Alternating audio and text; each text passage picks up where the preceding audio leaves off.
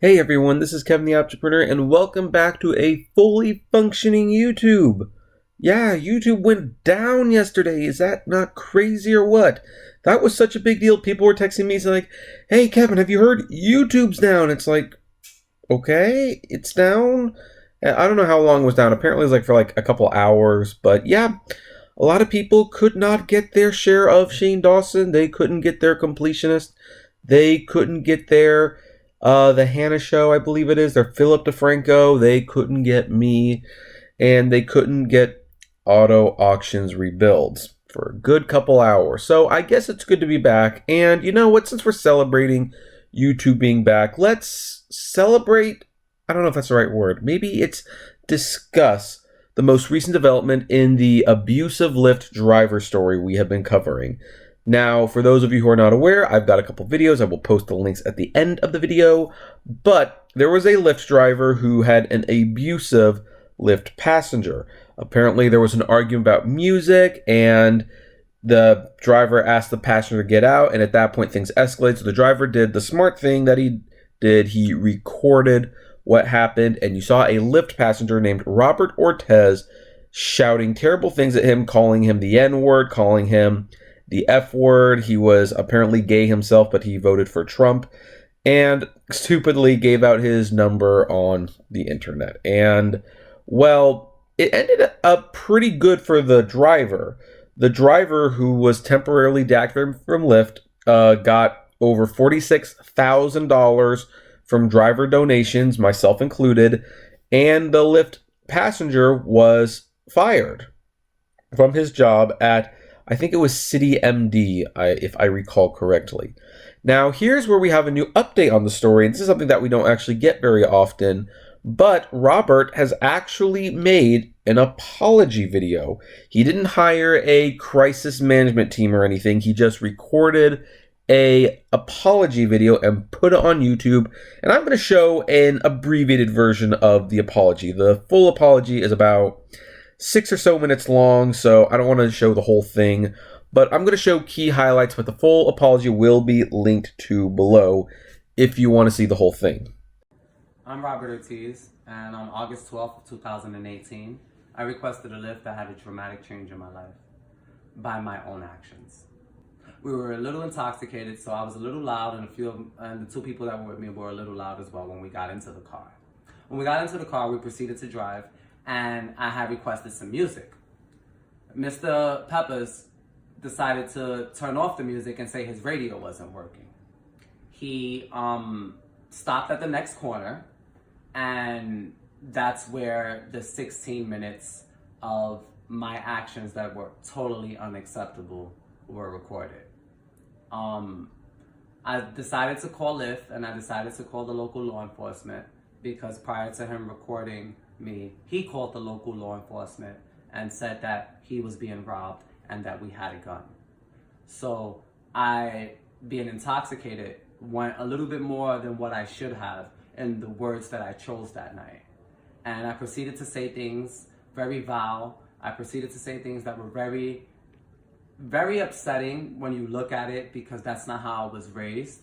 They were very disrespectful to another human being. And I violated his personal space as well. And as a man, that's something that you definitely look at and you reflect on. So watching that video that went viral 2 months later for 5 hours, 16 minutes, I just sat there and just thought about everything that I did that night. And I tried to remember everything that I said, and it was really hard. But watching that 16-minute video made me realize half the things that I said, and a lot of those things weren't acceptable.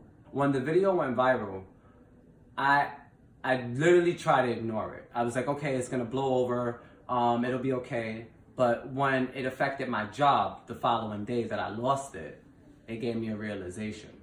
And from there, it got hard. It hurt because I have to explain to my mom that my actions of being drunk and the things that I said and the words that I chose affected all of us. Mr. Sean, I'm sorry that I may have said things to you that was so disrespectful or violated your personal space. Sometimes you say things just to get under somebody's skin. And I think that's what I was trying to do. When I saw that I said that I voted for Trump, I almost vomited in my mouth. Like, we say things just to get people upset at the moment. And a lot of the things that I said weren't acceptable again, but they were just said out of anger. And if I've affected you or offended you, I apologize for that. But I just want to move forward. I'm just sorry at the end of the day, and there's nothing that could justify my actions. I'm not looking for sympathy. I'm not looking for a GoFundMe. I'm not looking for anything. I'm just looking for go back to work and take care of mine, the same way you need to take care of yours. And I'm glad that you were able to get the help that you did get, and you have about $40,000 to help support your family, and you have your job back. So I'm really glad. So with that being said, I'm sorry again to anyone I have offended. And an African American community, my Hispanic community, just anybody I have offended in general. Because at the end of the day, we all matter as people. And I'm sorry.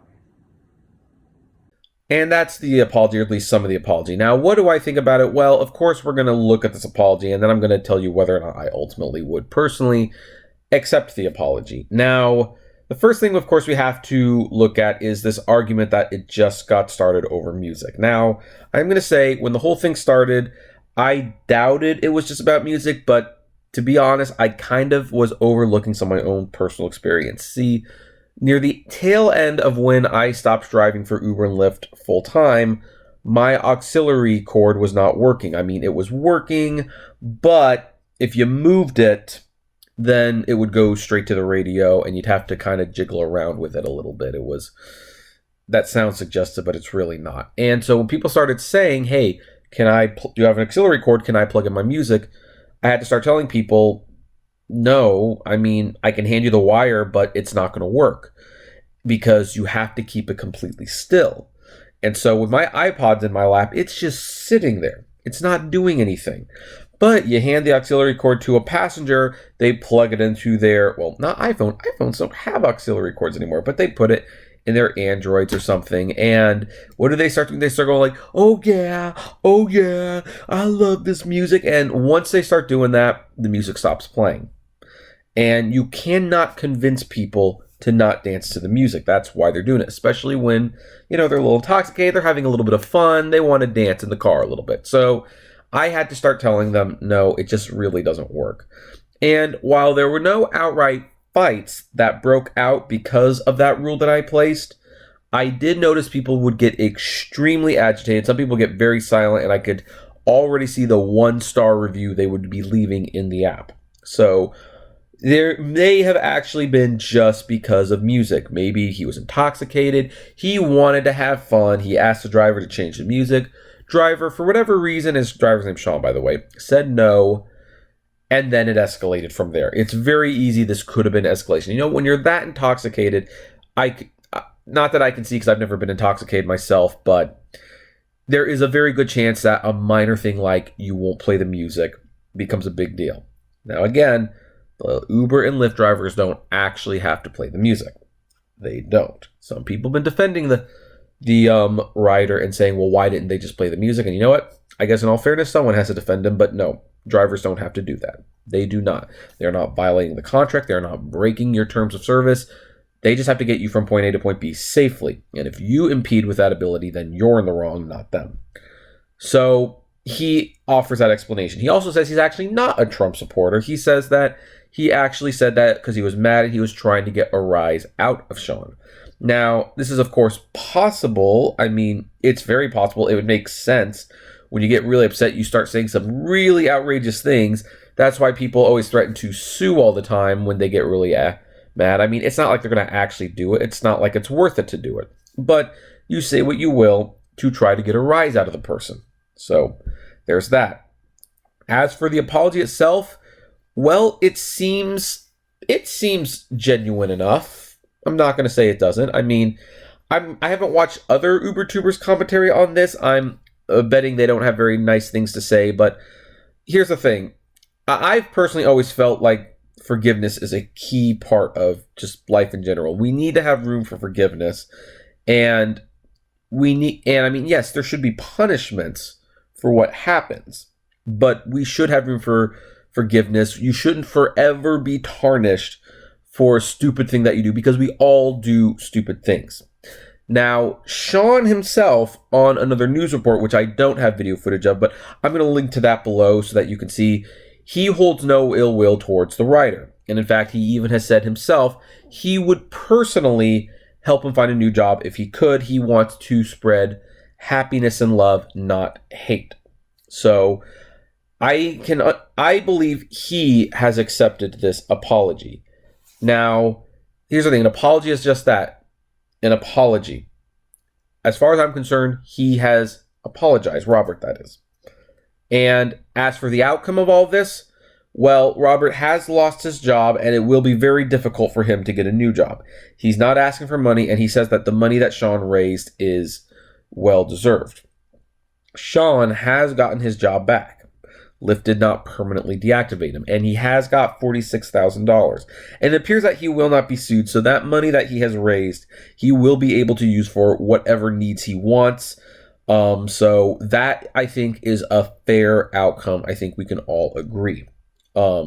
Robert has been, rightfully punished for what he has done.